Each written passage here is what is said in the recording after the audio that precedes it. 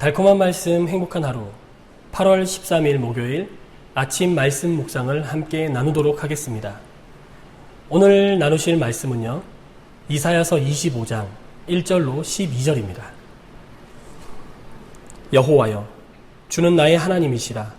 내가 주를 높이고 주의 이름을 찬송하오리니 주는 기사를 옛적에 정하신 대로 성실함과 진실함으로 행하셨습니다.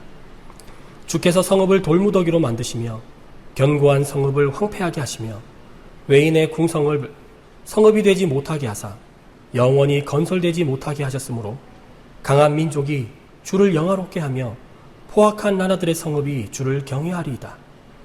주는 포악자의 기세가 성벽을 치는 폭풍과 같을 때에 빈궁한 자의 요새이시며 환난당한 가난한 자의 요새이시며 폭풍 중에 피난처이시며 폭양을 피하는 그늘이 되셨사오니 마른 땅에 폭양을 제함같이 주께서 이방인의 손안을 그치게 하시며 폭양을 구름으로 가림같이 포악한 자의 노래를 낮추시리이다. 만군의 여호와께서 이 산에서 만민을 위하여 기름진 것과 오래 저장하였던 포도주로 연회를 베푸시리니 곧 골수가 가득한 기름진 것과 오래 저장하였던 맑은 포도주로 하실 것이며 또 이 산에서 모든 민족의 얼굴을 가린 가리개와 열방 위에 덮인 덮개를 제하시며 사망을 영원히 멸하실 것이라. 주 여호와께서 모든 얼굴에서 눈물을 씻기시며 자기 백성의 수치를 온 천하에서 제하시리라. 여호와께서 이같이 말씀하셨느니라. 그날에 말하기를 이는 우리의 하나님이시라. 우리가 그를 기다렸으니 그가 우리를 구원하시리로다. 이는 여호와시라. 우리가 그를 기다렸으니 우리는 그의 구원을 기뻐하며 즐거워하리라 할 것이며 여호와의 손이 이 산에 나타나시리니 모압이 거름물 속에서 초계가 밟힌같이 자기 저소에서 밟힐 것인즉 그가 헤엄치는 자가 헤엄치려고 손을 펴음같이 그 속에서 그의 손을 펼 것이나 여호와께서 그의 교만으로 인하여 그 손이 능숙함에도 불구하고 그를 누르실 것이라. 내 성벽의 높은 요새를 헐어 땅에 내리시되 진토에 미치게 하시리라. 아멘. 오늘 본문은 두 부분으로 나눌 수 있습니다. 1절부터 5절까지 그리고 6절부터 12절까지 이렇게 두 부분으로 나눌 수 있습니다. 먼저 1절에 보면 여호와여, 주는 나의 하나님이시라. 내가 주를 높이고 주의 이름을 찬송하오리니 주는 기사를 옛적에 정하신 뜻대로 성실함과 진실함으로 행하셨음이라. 선지자 이사야는 하나님을 찬송해야 할 이유들을 말하고 있습니다. 여호와여, 주는 나의 하나님이시라. 내가 주를 높이고 주의 이름을 찬송하오리니 하고 원문에 보면 거기 왜냐하면이 있습니다.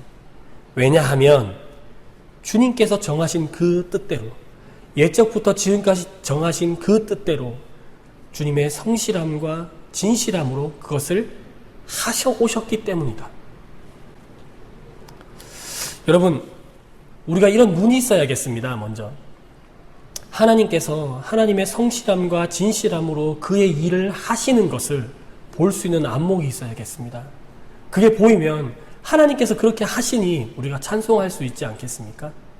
저와 여러분에게 성령님의 계시가 있어서, 성령님의 지혜와 계시가 있어서 우리가 눈을 뜨고 귀를 열어 하나님이 하시는 일들을 볼 수 있었으면 좋겠습니다.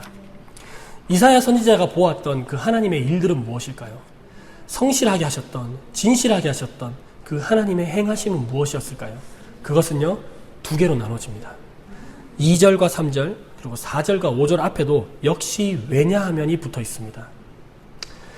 2절과 3절은요, 강한 민족을, 약자들을 괴롭혔던 그 강한 민족들을, 심지어 아수르, 바벨론, 여기 나오는 여러분들이 보시는 바와 같이 앞에서 쭉 나와왔던 많은 강한 민족들, 그들의 포악함, 그들의 교만함을 심판하시는 하나님을 인하여 내가 하나님을 찬송할 수 있습니다.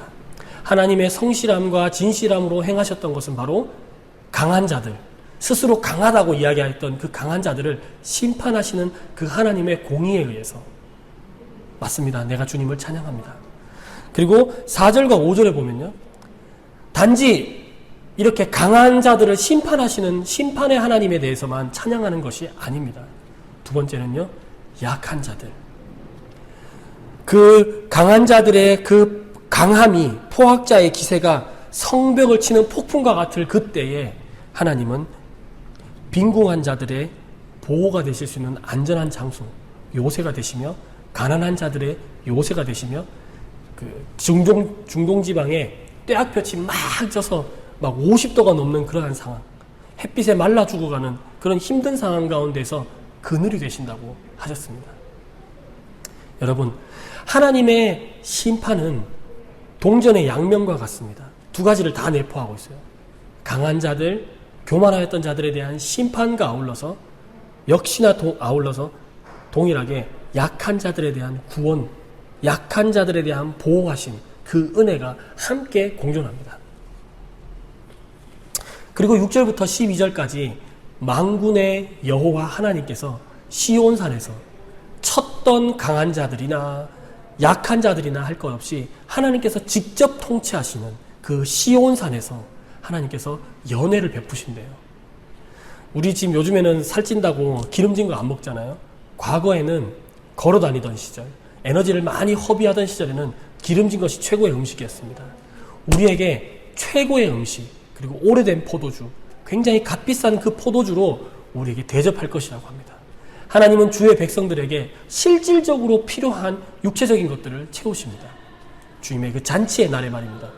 또한 뿐만 아니라 이 산에서 모든 민족의 얼굴을 가린 가리개와 열방 위에 덮인 덮개, 모든 민족의 얼굴을 가린 가리개와 열방 위에 덮개, 이것은 수치심을 뜻합니다. 그러니까 얼굴을 볼 수 없게끔, 본 모습을 볼 수 없게끔, 아름다운 모습을 볼 수 없게끔 가려버린 그들의 애곡함과 수치심을 뜻합니다. 이것을 다 제하여 버리시겠다고 합니다. 우리의 감정적으로도, 육체적인 필요도 채우지만 우리의 감정적인 필요도, 우리에게 쉼을 허락하시는 하나님께서는 우리에게 육체적인 필요도 채워주시고 우리의 감정적인 안정과 평안함도, 수치심도 제거하여 주십니다.